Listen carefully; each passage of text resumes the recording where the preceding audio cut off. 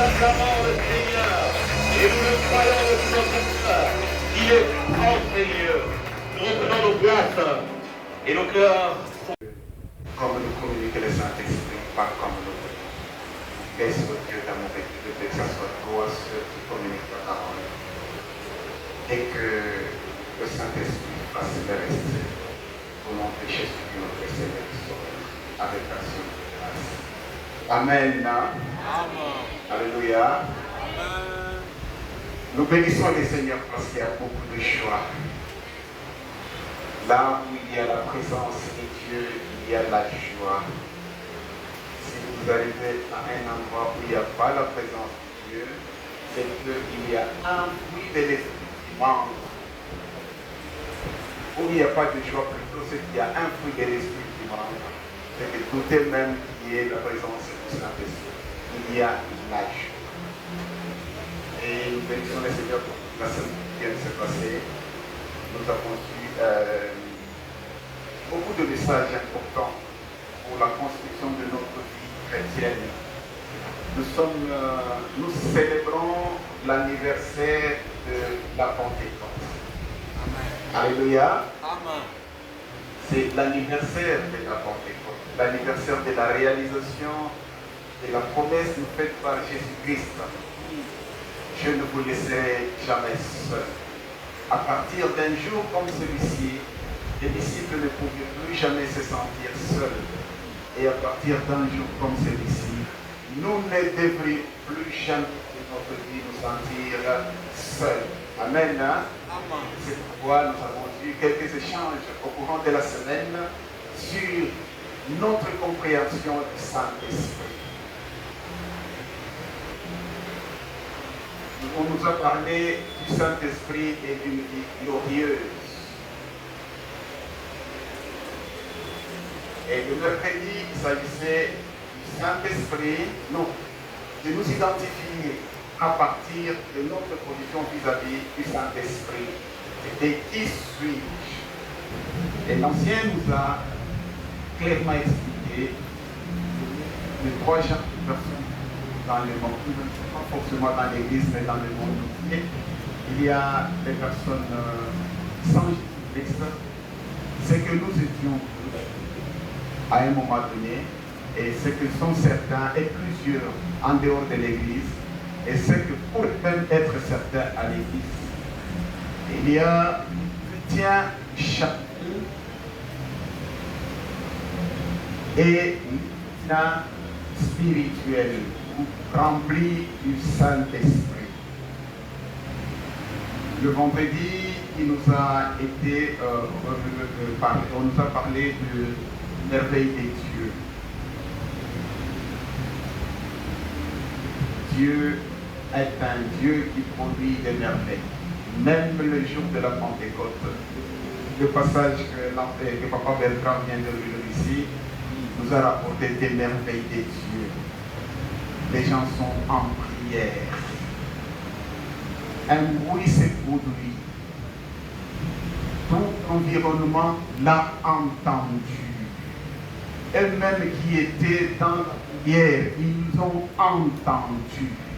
Donc leurs oreilles ont été visitées.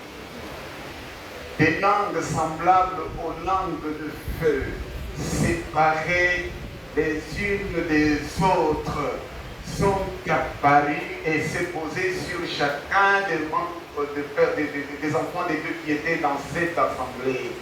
Donc leurs yeux ont vu ce que leurs yeux ont été aussi visités.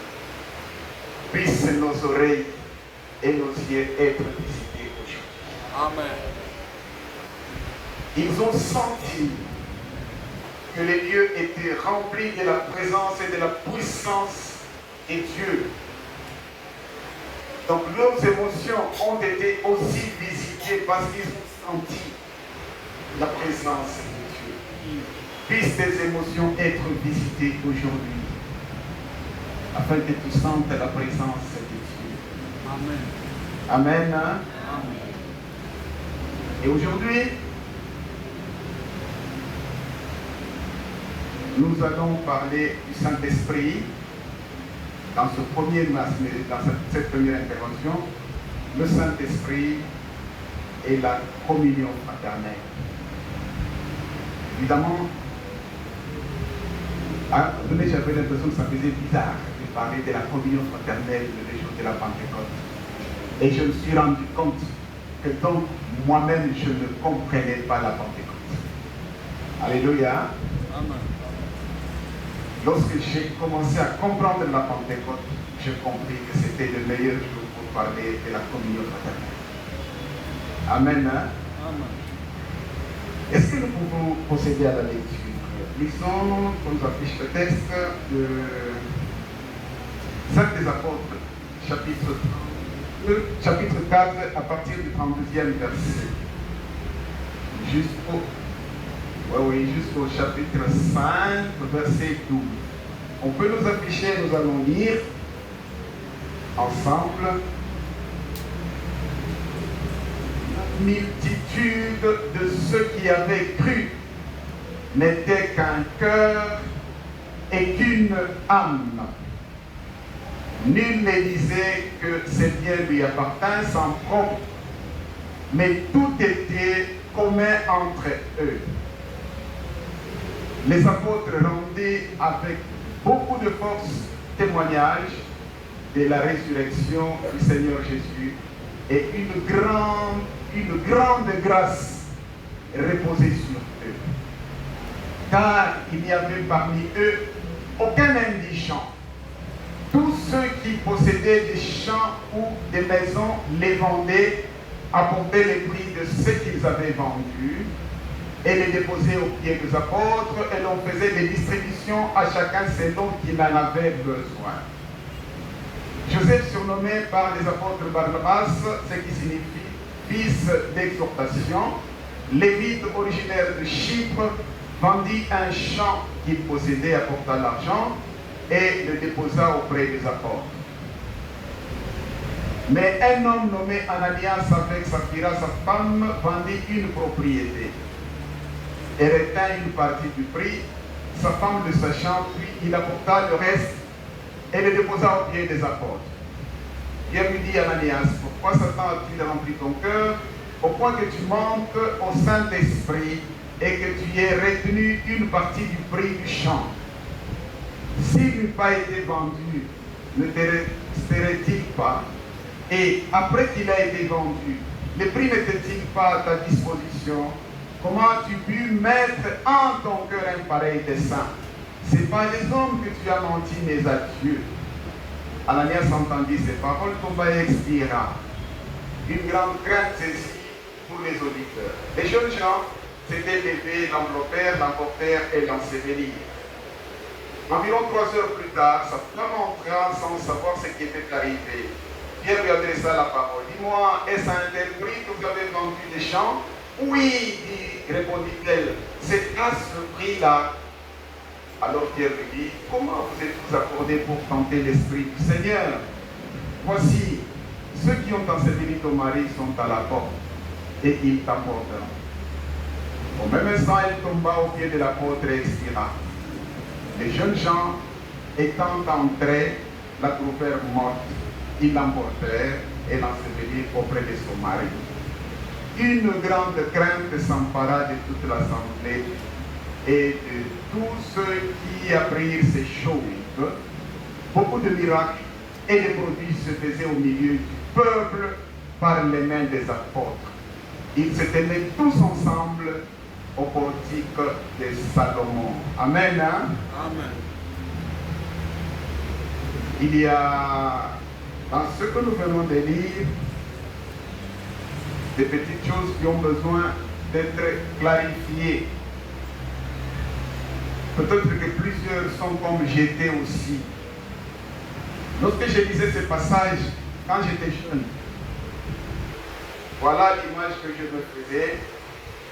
Lorsqu'ils ont cru, il y avait presque des inspecteurs qui passaient dans chaque maison pour savoir qu'est-ce que tu as. On contrôle, on vend, on met à l'église, on contrôle, on vend, on met à l'église.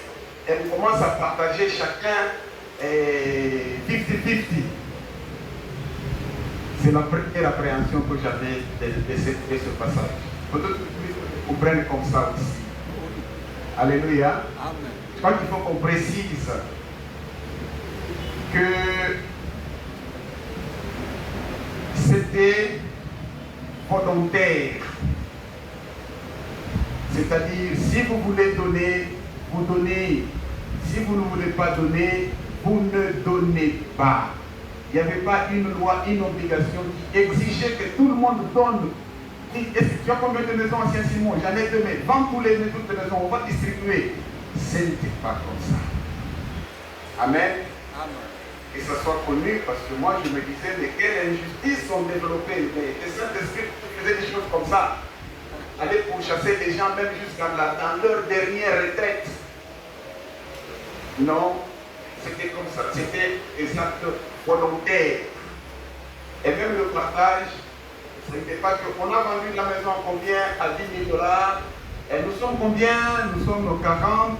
Faisons 10 000 divisé par 40. Ça ne se faisait pas comme ça. Lorsqu'on déposait les produits au pied des apôtres, les apôtres évacuaient selon le besoin de chacun.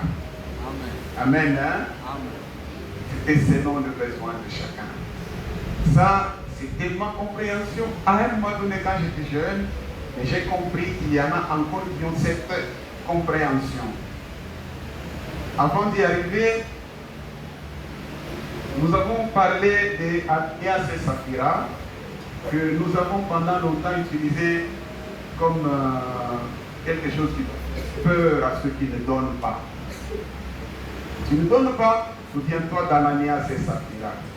Je me rappelle même, quand je suis arrivé à l'aumônerie de Guémena, il y a ma fille qui m'a rappelé, mais on traumatise les enfants. Parce que chaque fois, la prédication commence à chanter. Je ne sais pas c'est quelle chanson là. Ananias, Saphira, va faire ça quitter.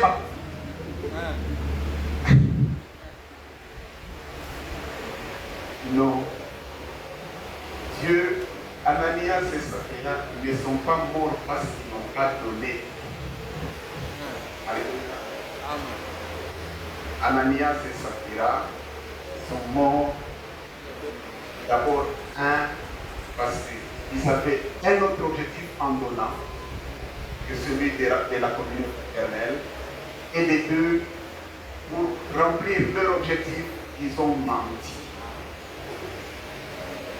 Ils ont préparé un mensonge, ils ont menti.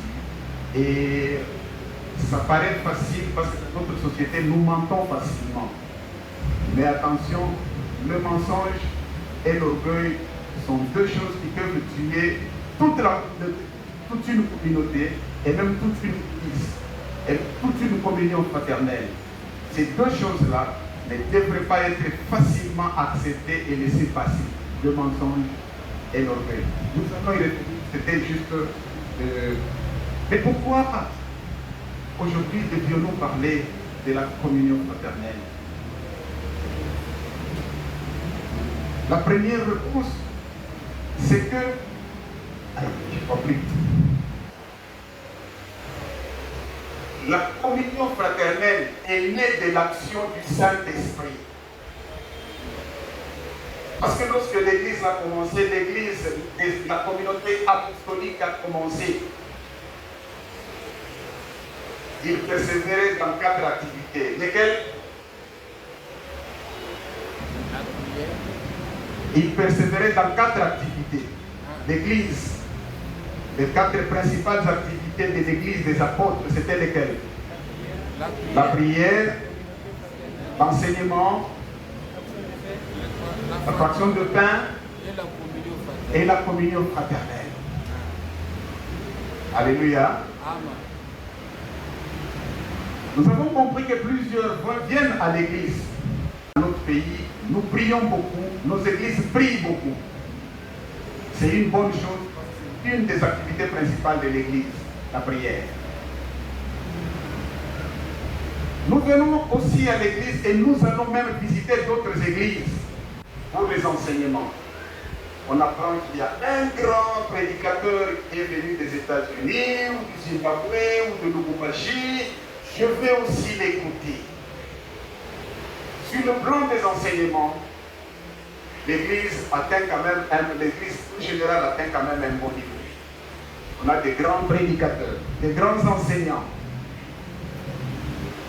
Il y en a qui choisissent de ne venir à l'église que les jours de la Sainte Seine. Parce que c'est un jour où il y a aussi une puissance spéciale. Moi-même, il y a 2 fois où, lorsque je suis en voyage, je suis occupé. Je vais dans des églises où on organise la Sainte Seine avant. Je participe à la Sainte Seine et je rentre. Donc plusieurs aussi. Qui c'est la Sainte Seine? Il y avait un besoin à l'église. Les personnes n'hésitaient même pas à vendre leurs parcelles, leurs maisons pour rapporter à l'église afin qu'on puisse répondre aux besoins des frères, aux besoins des sœurs ou aux besoins de l'église. Amen, hein? Amen, hein? Amen. La Pentecôte a créé toute une communauté, une église. Vous savez, actuellement, lorsqu'on parle des groupes, même maintenant, si je dis seulement, frère, vous avez été qui? Pour la plupart, on dit non, nous avions visité, pour la plupart, ils se basent sur la langue. Hein? Quand vous avez des venants, on dit non, on a église à la Swahili, on a église à Baluba, on a église à Banini. Nous sommes restés dans ces choses-là. Et comme lorsque vous entrez à l'église, vous comptez, il y a combien de tétés là? Maman Marie est là? Ah, elle est en bas. Je disais à madame, Maman Marie, elle nous considère vraiment comme des tétés là. Quand elle nous raconte toutes les histoires qui se passent des péchés baptisés là, elle peut vous prendre toute une journée. Et ça fait la joie, ça fait l'ambiance d'une église. Alors, ça, c'est ça votre force. Vous êtes tourné à Babel. Vous savez ce qui est arrivé à Babel? À cause de la langue, l'orgueil est entré et Dieu créa la confusion, il les a séparés pour qu'ils ne s'entendent pas. Et Jésus a voulu restaurer ça avec le Saint-Esprit. C'est pourquoi ils ont parlé en langue. Plusieurs langues diverses qui convergent vers plusieurs personnes qui parlent d'autres langues, mais qui ont un seul cœur et une seule âme. Amen. Alléluia. Amen. Si vous parlez en langue, que vous avez des conflits avec les gens, vérifiez. Est-ce que vous êtes encore à Babel ou vous êtes à la Pentecôte? Si vous parlez en langue, vous prophétisez. En fait, moi aujourd'hui, si j'étais le modérateur, j'allais même dire que tous ceux qui prient quand même en langue. Nous avons besoin. Amen. Je n'ai rien contre la langue. Le jour de la Pentecôte, la manifestation du Saint-Esprit, les gens parlaient en langue. Les langues des anges, en étant des langues compréhensibles d'autres nations. Je me rappelle, un missionnaire a témoigné que lorsqu'il était présent dans une réunion, une blanche qui ne connaissait rien de l'Afrique a commencé à donner un message dans une langue du Congo. Lorsqu'il a terminé, le missionnaire s'est levé, il a donné l'explication de ce que Dieu avait donné. Pourquoi ça ne peut pas se produire aujourd'hui chez nous? Pourquoi? Vérifiez ce qui arrive après la grande prière, après la langue. Est-ce que nous sommes en communion? Après, nous nous dispersons. Et nous nous cachons derrière le prétexte. Voilà, moi je n'ai pas de langage facile, je n'ai pas de contact facile. Hein. Moi je ne suis pas habitué à avoir des amis. Et je vais à l'église pour Dieu. Est-ce que vous savez que malheureusement vous venez à l'église pour Dieu et Dieu se trouve dans les autres? Amen. Alléluia. Amen. Comment vous pouvez venir à l'église pour Dieu qui est dans les autres et non pas pour les autres là? Non. lorsque vous êtes loin de nous, nous devons vous manquer. Lorsque vous êtes loin de l'église, si l'église vous manque, c'est qu'il y a un problème. Un seul cœur, 5000 personnes. Une même âme, un même objectif. Les éléments qui détruisent la communion fraternelle dans une église, c'est comme l'attitude de Ananias et Saphira. Je vais maintenant vous expliquer pourquoi ça leur est arrivé. Il n'était pas obligatoire de donner, de vendre quoi que ce soit et donner ça à l'église. Ce n'était pas obligatoire. C'était des actes volontaires. Mais Ananias et Saphira, en voyant les gens aller donner, on a cité Barnabas, qui avait suffisamment d'argent, il avait suffisamment de chiffres, mais il avait suffisamment de parcelles et de biens, sa succession, parce qu'en tant que lévite, en principe, on ne pouvait pas avoir autant de biens. Il a vendu, il a donné. Ananias et Saphira sont restés et dit non, les gens donnent, mais nous aussi nous devons donner. Il faut qu'on comprenne que nous aussi, c'est pour qu'ils soient considérés, c'est pour qu'ils aient de la considération qu'ils sont allés vendre leur champ. Ce n'était pas poussé par le Saint-Esprit, c'était poussé par l'orgueil, par le besoin d'être considéré, d'être respecté. Quand j'entre, qu'on dise lui aussi donne. Alors ils ont vendu. La conséquence, ils ont dit mais on a vendu, mais ces gens ne doivent pas nous appauvrir. Hein? Qu'est-ce qu'on fait? Maman, bon bandam. Déjà avec ça, ces gens-là sont des pauvres. Déjà avec ça, ils vont comprendre que nous sommes déjà des grands. À l'église, on va nous considérer. Et ils sont arrivés, ils ont donné. En plus, ils ont menti. Non, c'est tout ce que nous avons posé. Nous sommes venus proposer. Alors, cette virgule-là, beaucoup ne la comprennent jamais. Même moi, je ne la comprends pas. À un moment donné, je dis, mais c'est injuste. Dieu, quelqu'un a fait quelque donné, et puis tu l'as tué. C'est quoi cette histoire encore? Non, le problème n'était pas dans le fait de donner. Le problème était dans la motivation. Ils se sont préparés pour qu'ils apparaissent comme importants, sont allés déposer, ils ont en plus menti, et ces choses qui détruisent la communion fraternelle et même l'Église, Dieu ne pouvait pas les laisser persister à l'Église. La communion doit être fondée sur la vérité et sur l'humilité. Alléluia. D'ailleurs, nous faisons des efforts pour créer une communion fraternelle parce que nous ne sommes pas remplis du Saint-Esprit. Amen. Hein? Je ne vous accuse pas. Si vous sentez que pour aimer votre frère, pour aimer votre soeur, vous devez faire des efforts, c'est qu'il y a un problème de départ. Vous n'êtes pas rempli du Saint-Esprit. Demandez au Seigneur de vous remplir. Pourquoi Paul appelle tous ces éléments les fruits? Les fruits, c'est quoi? Si un mendier peut décider aujourd'hui, je ne produirai que des citrons. Mais si vous arrivez, vous faites quoi? Des mangues. Un mendier n'a pas besoin de faire des efforts pour produire des mangues. C'est sa nature, il produira des mangues. Je peux décider de haïr Capran et Emi. Je dis à l'église, je ne l'aime pas. Mais quand je le rencontre, le Saint-Esprit me dit, tu es obligé de t'aimer. Tu n'as pas d'autre choix. Ce sont des fruits, c'est-à-dire nous les produisons même dans notre inconscience. Nous ne les fabriquons pas. La source et la base, c'est que nous devons être remplis du Saint-Esprit. Alléluia. Lorsque la parole de Dieu vous dit, Vous les reconnaîtrez par leurs fruits. C'est-à-dire quoi? C'est que même s'ils se cachent,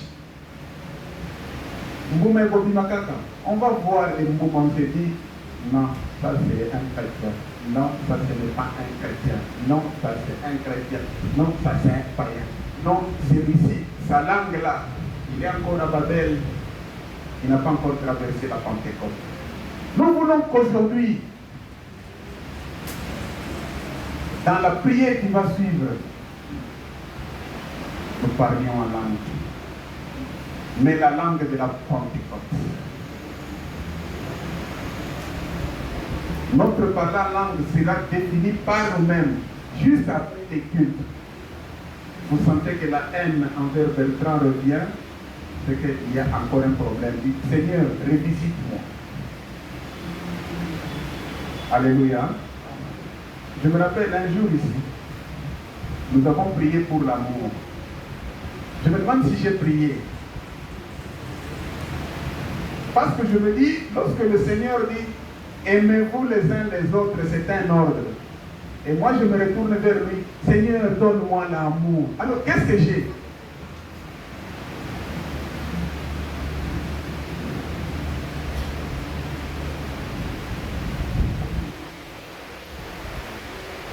Le Seigneur, dans cette fête de l'anniversaire de l'ascension de la Pentecôte, le Seigneur veut que nous puissions développer notre communion fraternelle.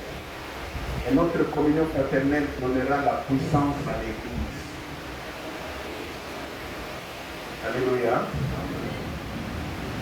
Parce que lorsque je n'avais même pas la possibilité d'avoir 10 $. Quand je lisais ce passage, je me disais, l'église n'a pas beaucoup de païens, hein? Nous on souffre, eux ont des voitures.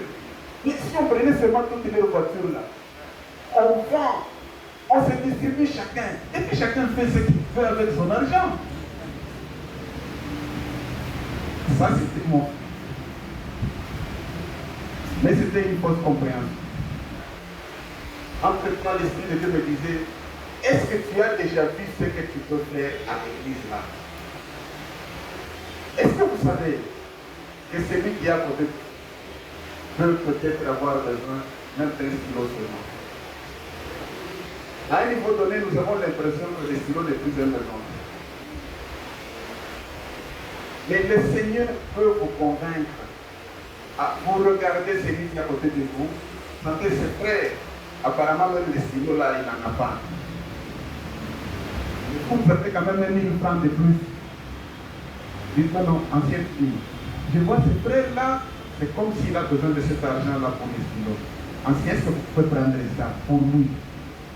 Et vous disparaissez. Et le frère appelle l'autre. Le frère. Mon frère. Apparemment, cette semaine, j'ai vu que ton stylo là, c'était la moitié. Vous n'avez pas étudié avec la moitié des stylos. Non. Les gens de notre génération, comprenez. Hein?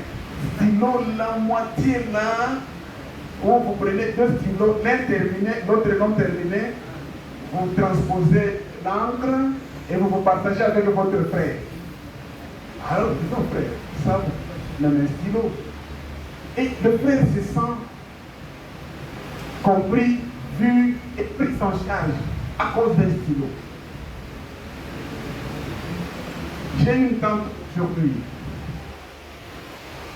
Je me dis, si j'ai l'argent et je dois acheter à quelqu'un une voiture, j'achèterai à cette tante-là. Vous savez pourquoi?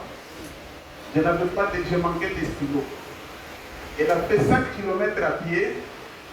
Elle n'a pas pris le taxi. Hein? Elle vivait à la Kenya, Poulet. Et moi, quartier industriel, là-bas. Elle a fait le pied pour m'apporter un stylo. Nous, on appelait ça bic. Elle m'a apporté le bic. Et je l'ai vu, j'ai ouvert la fenêtre, je l'ai vu marchant sur le goudron. Elle est rentrée encore à pied chez elle. Et ça, c'est resté marqué. Mais il y a des gens qui montrent à cette veste. Je ne le connais même plus. Je me souviens de celle-là. La fraternelle ne réside pas forcément dans des grandes choses extraordinaires qui surprennent. La communion fraternelle réside dans nos libéralités qui touchent le véritable besoin de la personne. Amen. Hein? Qui touchent le véritable besoin de la personne. Le Saint-Esprit doit nous éclairer et connaître quels sont les véritables besoins de mon frère. Quand les apôtres distribuaient, c'était suivant les besoins. Ce n'était pas 50-50, égal. Non, diviser. C'est combien? Division par. Non, non. Donc la communion fraternelle, c'est le partage. C'est l'amour en action. C'est le soutien.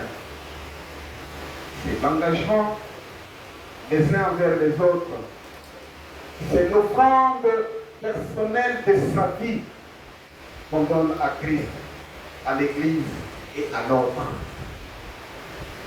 C'est la joie de faire partie d'une famille. La joie d'avoir le même Père et la joie d'avoir le même Seigneur. Si l'Église, vous la considérez comme votre famille, vous ne serez pas obligé d'y rester parce qu'on vous donne l'argent et de partir parce qu'on ne vous donne pas l'argent. Alléluia. Vous savez qu'il y a des familles qui n'ont même pas mangé. Mais même si le monde est à reflet, on demande à ces enfants-là, vous voulez naître dans quelle famille? Il y a des enfants qui choisiront leur rentrée pauvre là. Est-ce que vous le savez? Moi, ma mère n'est pas extraordinaire. Je sais que j'ai passé des journées sans manger. Mais si Dieu doit recréer le monde aujourd'hui et me demander à Dieu, tu veux naître où? Je vais donner l'adresse de ma mère. La pauvre est là. J'ai bénéficié d'elle, des sentiments et des émotions que peut-être une autre mère ne pourra jamais donner dans ce monde. Et si nous avons cette conception avec l'Église, nous nous sentirons liés les uns aux autres. Votre frère n'est pas un sorcier. Dieu ne vous a pas dit, ici, dans 5000 personnes, est-ce que toutes les 5000 personnes étaient de bonnes personnes? C'est possible de trouver 5000 personnes toutes bonnes. Non. Parmi les 5000, il y avait des escrocs. Parmi les 5000, il y avait des menteurs. Parmi les 5000, il y avait des gens qui développaient la haine. Il y avait toujours des gens compliqués. Vous savez qu'il y a des gens qui sont très compliqués. Mais tous étaient la même chose. Votre frère est faible, il est pauvre, il est méchant. Même si on vous dit qu'il est sorcier, ce n'est pas votre frère. Vous voyez seulement en lui. Alléluia. Ce n'est pas à vous de le condamner parce qu'il est méchant. Mais Christ continue à faire le travail. Tu as été méchant à un moment donné. Est-ce que tu sais ce que tu as fait toute ta vie? Qui va me dire que depuis qu'il est né, il ne fait que des bonnes choses? Le Saint-Esprit est là pour nous transformer. Nous avons beaucoup prié. Et puis, pour tous ces sujets-ci, je me disais, mais maintenant on va prier pour quoi? Parce que le 30, ça parlé. Le Saint-Esprit veut que nous produisions les fruits de l'Esprit. Si nous produisons les fruits de l'Esprit, la communion fraternelle sera automatique. Une communion fraternelle basée sur certains éléments finit toujours par la conséquence Ananias et Saphira. On voit qu'à l'Église le fait aussi. Non. Faites même sans qu'on le voie, parce que Dieu est dans l'autre. Est-ce que vous croyez que Dieu est dans l'autre? Alléluia. Qui croit que Dieu est dans l'autre? Moi, il y en a très peu. Mais je vous forme, même si vous ne le croyez pas, Dieu est dans l'autre. Souvenez-vous de ce qui est écrit par Matthieu. Christ dit, quand le Fils reviendra dans sa gloire, il dira, j'ai eu faim, j'ai été en prison, vous m'avez donné à manger, vous m'avez visité.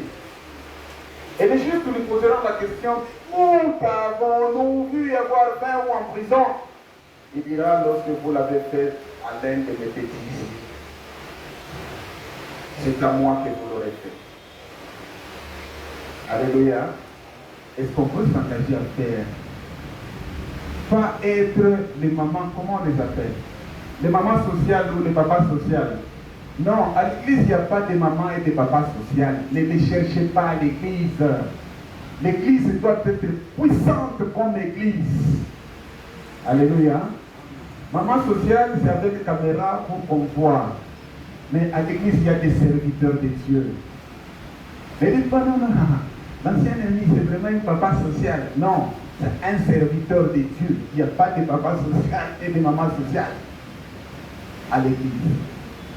Tout le monde est serviteur de Dieu. Ça nous aidera à faire une église puissante. Si nous sommes unis, nous sommes forts. Mais si nous sommes séparés, nous serons faibles et fragiles. Nous voulons être une église qui prie et Dieu agit. Nous voulons être une église qui prie et Dieu fait des miracles. Ça ne sert à rien. Être une église qui fait des veillées, les miracles ne s'accomplissent pas et on commence à se condamner. Non, c'est parce qu'on est trop visité par les sorciers. Non, c'est parce qu'on ne se comprend pas. On se combat dans l'église. Non. Unissons-nous. Les guérisons, vous les verrez s'accomplir ici, pas loin. Les visions, vous le verrez ici, pas loin. Alléluia. C'est vrai que sur le plan de la communion fraternelle, notre église est très avancée par rapport à d'autres églises. Mais nous avons beaucoup de choses à accomplir. Amen. Hein? Notre prière, c'est que le Seigneur fasse qui nous remplisse du Saint-Esprit, afin que nous sentions cette responsabilité de sauver la communion fraternelle à l'Église, que nous sentions cette responsabilité de rendre notre Église puissante, que nous sentions cette responsabilité de ne pas voir nos frères, nos sœurs en difficulté et fermer les yeux. Parce que la communion fraternelle génère la puissance de Dieu. Elle donne des guérisons. Elle déclenche des pactes sur ceux qui ne les connaissent pas. La Bible dit, plusieurs accouraient pour se joindre à l'église parce qu'ils étaient unis et ils se faisaient tant de choses. Si nous lisons le verset 12, le dernier verset qu'on a lu, ils s'opéraient beaucoup de miracles.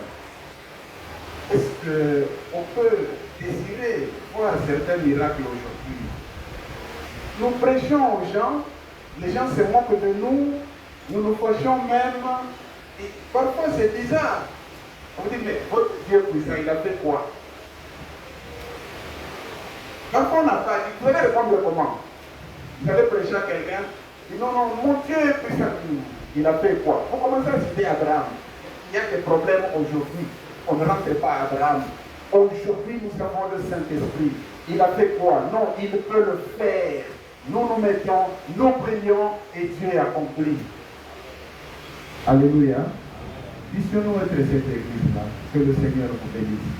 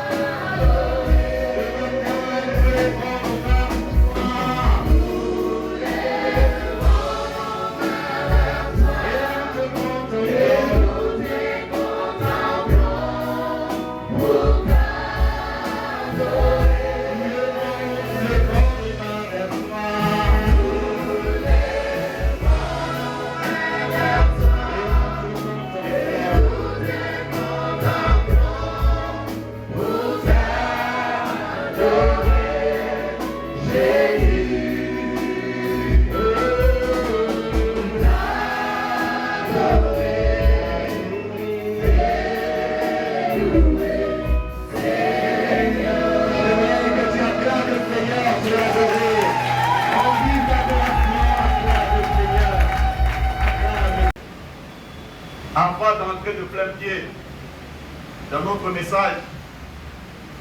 S'il y a quelqu'un qui a vu la main de Dieu, s'il est là, on accorde à deux personnes le temps de témoigner pour fortifier notre foi. Amen. Hein? Amen. Pour fortifier notre foi.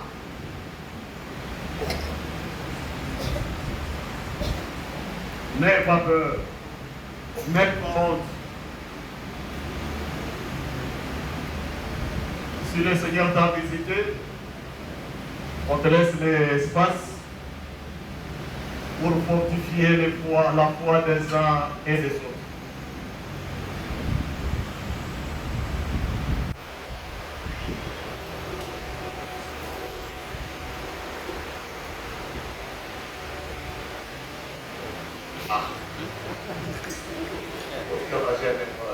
Dieu.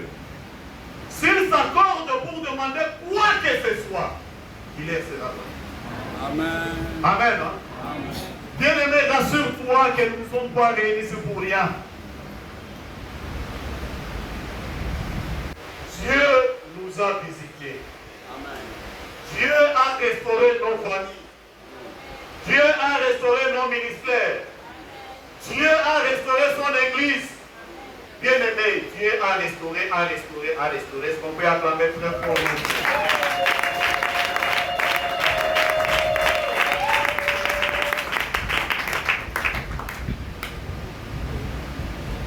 Je ne voudrais pas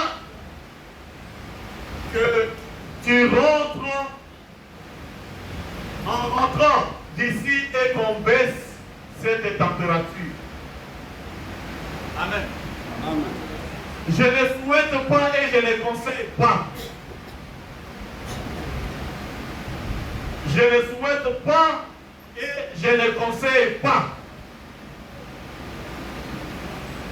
Cette Pentecôte doit être un départ pour notre Église. Un départ pour notre ministère. Un départ pour notre vie chrétienne. Amen. Hein? Amen. Nous ne devons plus vivre comme des bébés. On doit vivre comme des serviteurs. Chacun d'entre nous ici est servante et serviteur de Dieu. Parce que tu as reçu un appel de Dieu.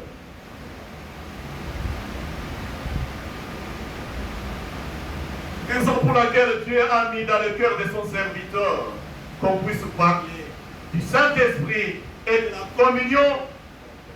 communion fraternelle, de la communion tout simplement. Amen. Amen. Mais maintenant, là,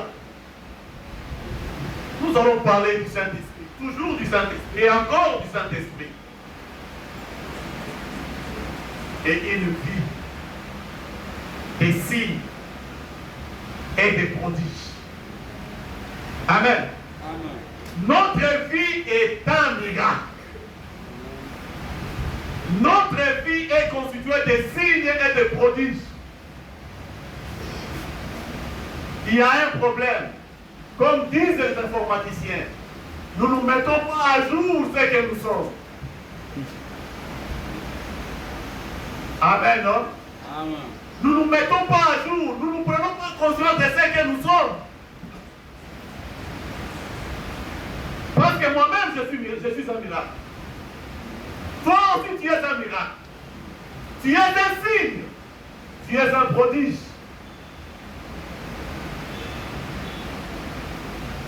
Tu es un signe, tu es un prodige pour l'Église de Dieu. Tu es un signe, tu es un prodige pour ta famille. Tu es un signe, tu es un prodige pour tes affaires. Tu es un signe, tu es un prodige, je ne sais pas, pour ta santé. Pour tes études. Tu es un signe, tu es un prodige. Amen. Hein? Amen. Bien aimé, je ne voudrais pas trop parler, mais je vous ai compris. Qu'on se donne beaucoup plus de temps pour la prière. Je n'ai plus conviction de tout détailler tel que nous avons préparé. Amen. Hein? je vais sauter, je vais parler superficiellement, mais nous allons prier. D'abord, pourquoi nous devons désirer les signes et les prodiges dans notre vie? Nous sommes effectivement des signes. Pourquoi devons-nous désirer des signes et des prodiges?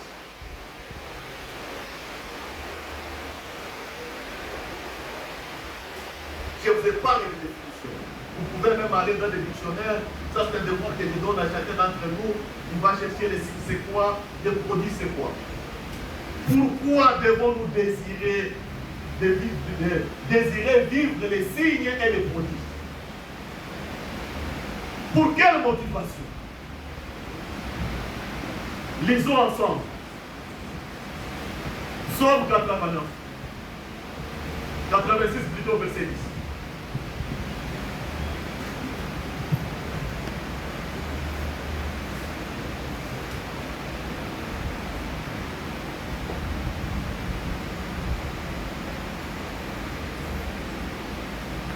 Dieu est grand. Il est la source des signes et des prodiges. Donc ça c'est le point qui est le passage, je crois.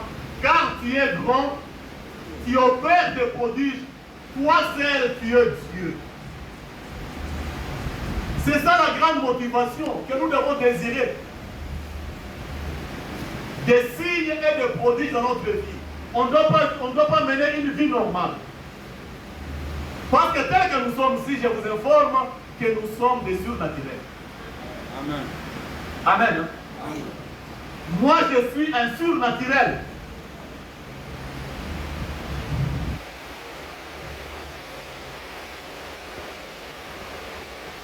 Nous devons désirer des signes, vivre des signes et des prodiges, parce que Dieu est grand, c'est lui-même qui est la source des signes et des prodiges dans notre vie. C'est Dieu qui est la source des signes et des prodiges. Si Dieu est la source des signes et des prodiges, bien aimé, ça doit être notre destin. Parce que notre foi ne se repose pas sur un homme. Notre foi se repose sur Dieu. Et si notre foi se repose sur Dieu, et que c'est Dieu qui est la source des signes et des prodiges, je dois m'attacher à cela. Amen. Amen. Je dois m'attacher à cela. Pourquoi devons-nous désirer des signes et des prodiges? C'est pour accomplir les promesses de Dieu. Jésus a dit aux apôtres, ne quittez pas, attendez, jusqu'à ce que vous recevez une puissance, le Saint-Esprit survenant sur vous, vous serez mes témoins. Amen. Amen. Les apôtres ont écouté. Le Seigneur a dit que nous ne puissions pas bouger d'ici. Parce que nous allons recevoir une puissance. Le Saint-Esprit viendra sur nous. Nous serons ses témoins. Bien aimé, pour accomplir cette promesse, les apôtres ont attendu. Et on peut lire Actes des apôtres, chapitre 2, verset 1 à 12. D'abord le verset premier. Est-ce qu'on peut nous balancer le verset premier? Actes des apôtres, chapitre 2. Actes des apôtres, chapitre 2, verset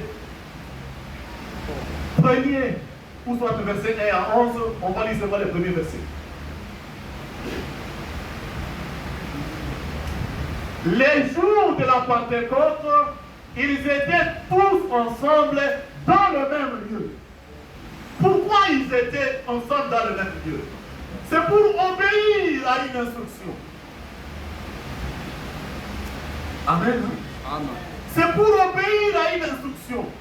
Ne quittez pas. Attendez. Vous recevrez. Vous serez.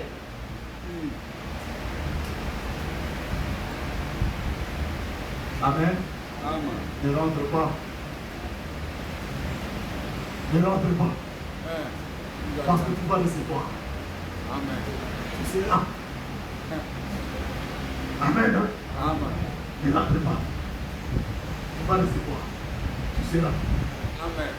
Témoin. Nous sommes ensemble. Amen. Qui veut rentrer? Qui veut rentrer? Amen. Hein? Amen. Bien aimé. Désirer les signes et les prodiges, c'est accomplir. Obéir tout simplement à la parole de Dieu. Quelqu'un peut dire, non, tu es orgueilleux, bon, tu es orgueilleux, c'est pas ça. Tu connais ce que tu fais. Amen. Hein? Amen. Tu connais ce que tu fais, tu connais ce que tu cherches.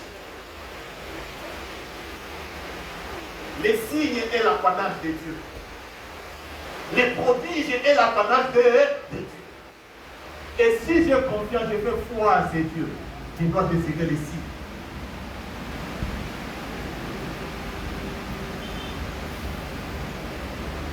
Troisième motivation. Pourquoi nous devons désirer? Parce que Dieu fait de nous des témoins. Amen. Amen. Parce que Dieu, d'abord, Dieu fait de nous ses témoins. Il veut faire de nous ses témoins. Il veut que nous soyons ensemble dans le travail qu'il voudrait faire. Il veut guérir les gens au travers de nous. Il veut restaurer notre famille au travers de nous. Il veut restaurer tes affaires au travers de nous. Amen. Amen. Et pour cela, nous devons désirer. Nous devons aimer. Vivre les signes et les prodiges. Quand je prie, je m'attends que Dieu va faire ça. Amen. Je ne prie pas par formalité parce qu'il faut prier aux âmes de la matin et aux âmes de la. Ma prière a toujours un objectif. C'est vivre les signes et les prodiges. Amen. Amen. Comment les esprits impurs dans la vie sont aussi ne croient pas cela? Dès qu'il y a du monde à ténèbres et qu'on l'aide dans l'évolution de la mission, ceux qui passent pour moi, on a mis les mots, d'abord, on a dit.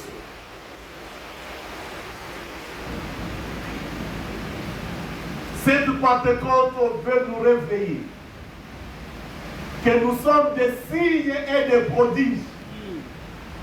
Amen. Hein? Amen. Dis à ton frère, je suis un signe et un prodige.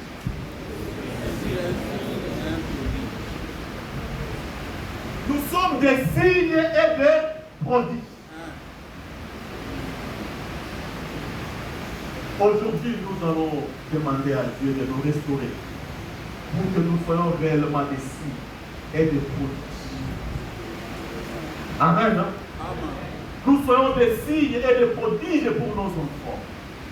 Nous soyons des signes et des prodiges pour nos parents. Nous soyons des signes et des prodiges pour notre église. Nous serons des signes et des prodiges pour notre société. Nous serons des signes et des prodiges dans notre ministère. Parce que nous sommes tous des serviteurs.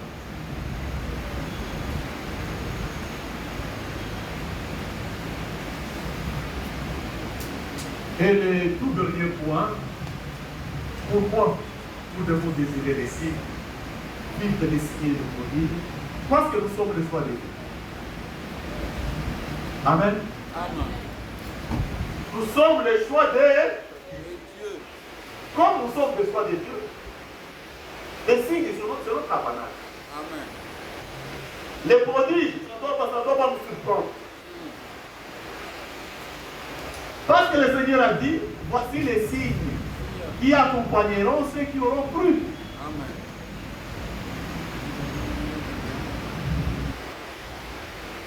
Amen. Hein? Amen. Voici les signes qui accompagneront ceux qui auront cru. Quand on dit accompagner, les signes qui seront derrière, les signes qui seront devant, hein? Ça sera devant, ça sera derrière, ça sera comment?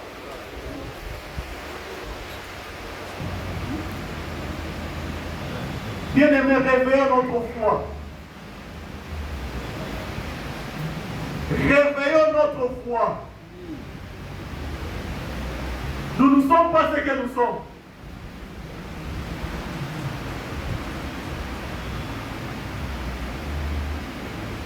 J'aime cette chanson et ta présence en moi. Je fais une autre dimension de foi. Aujourd'hui, je fais une autre dimension. Demain, je désire une autre dimension. Amen. Aujourd'hui, je fais une autre dimension. Demain, je désire une autre dimension. Raison pour laquelle, quand nous allons prendre le temps de prière, bien-aimé, plonge-toi. Perds-toi. Expérimente cette dimension. Parce que tu es un signe et un prodige. Ta vie, c'est des signes et des prodiges. Amen.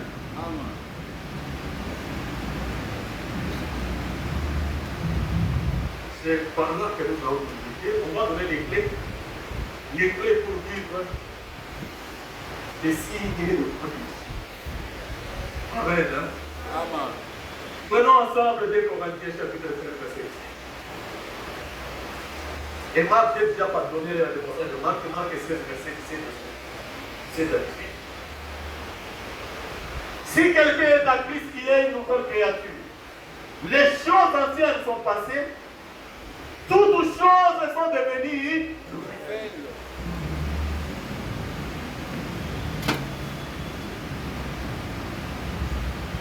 Marc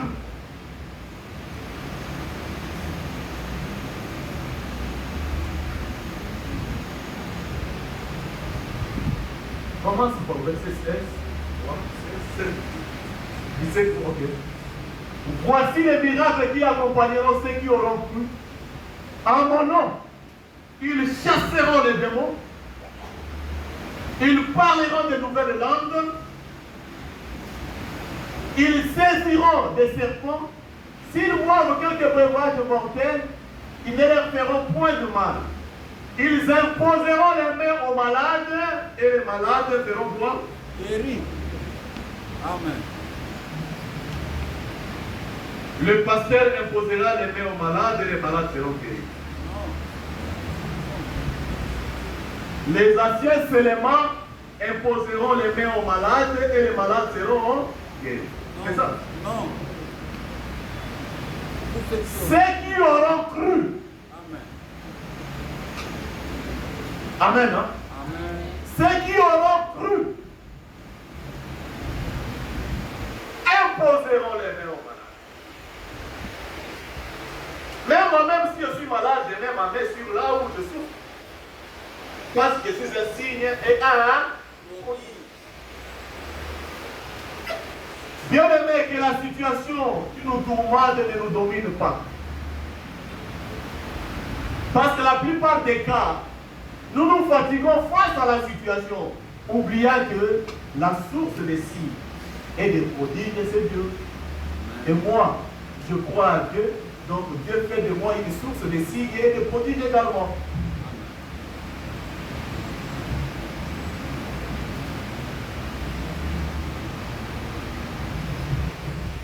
Bien-aimé, pourquoi et comment cela va arriver? Les signes et les prodiges ne viennent pas pour l'orgueil, comme on nous a prêché. Tout doit être fait pour la gloire de Dieu. Amen. Non? Amen. Tout doit être fait pour la gloire de Dieu. Rentrons Actes des Apôtres, chapitre 11, chapitre 2, versets 10 à 11, je crois.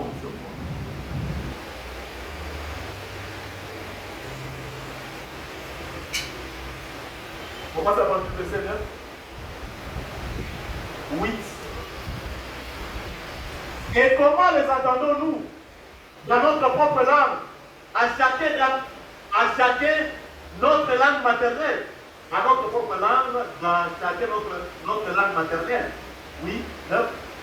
Parthes, Médès, Élamites, ceux qui habitent la Mésopotamie, la Judée, la Cappadoce, les Ponts, l'Asie, 10.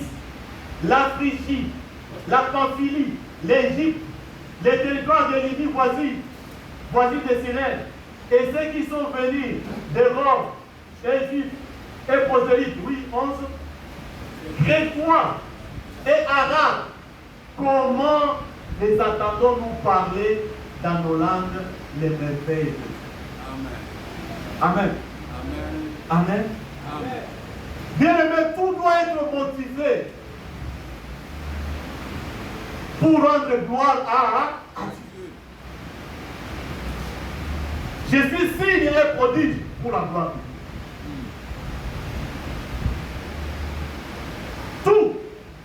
Tout doit être fait pour la gloire de Dieu. Et alors tout avec S. Même s'il faut être signe et prodige pour ta famille, c'est pour la gloire de Dieu. Et non pas Batoba Bandako. Comme même Yayo, parce que yo des ambayo batayo, non. Ça doit être pour la gloire de Dieu.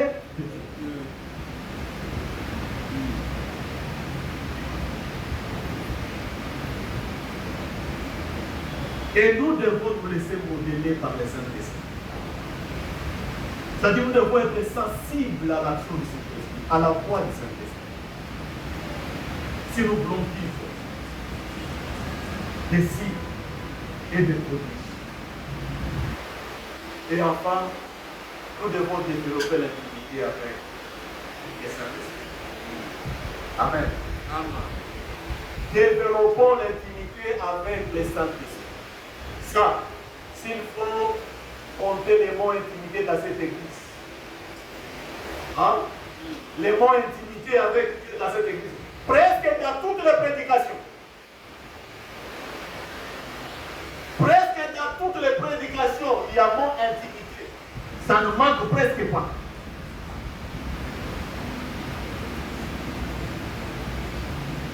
Entretenons l'intimité avec elle. Développons l'intimité avec Dieu. Lisons ensemble en Éphésiens 3. Verset 17 à 20.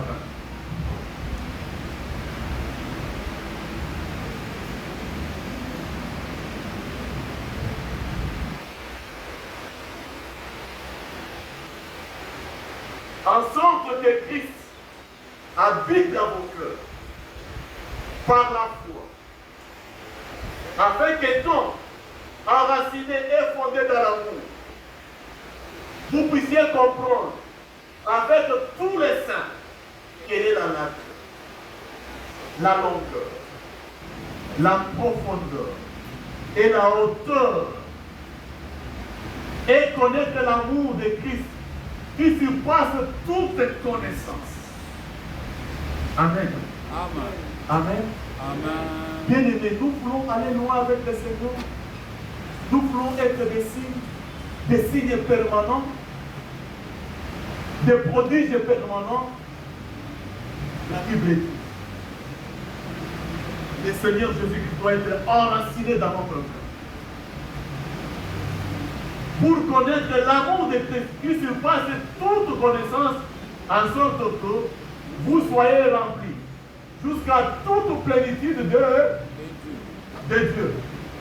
Or, à celui qui peut faire par la puissance qui agit en nous, infiniment au-delà de tout ce que nous demandons ou pensons. Amen. Bien aimé, je ferme ma tablette. Dieu peut faire à nous au-delà de tout ce que nous demandons et pensons. Je ne sais pas si vous réalisez avec moi. Maintenant, Dieu peut faire à nous au-delà de tout ce que nous demandons et pensons. Si Dieu réalise au-delà de ce que nous demandons et pensons, à ce moment, nous sommes devenus des signes. Amen. Amen. Amen. Si Dieu réalise au-delà de tout ce que nous demandons et pensons, nous sommes des signes. Nous sommes des prodiges. Amen. Amen. Nous sommes des signes, nous sommes des prodiges.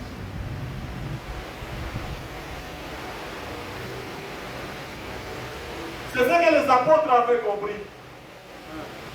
Ils se sont enfermés pour obéir à une instruction, à l'ordre donné par le Seigneur. La Bible dit subitement,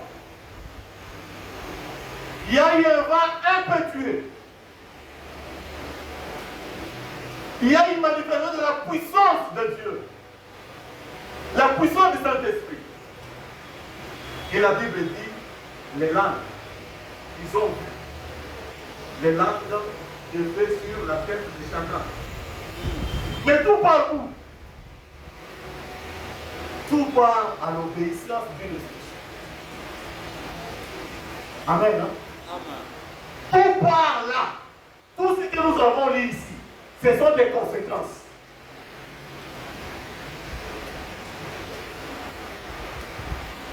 Ils ont parlé de nouvelles langues. Ils ont parlé de merveilles de Dieu. Ce sont des conséquences.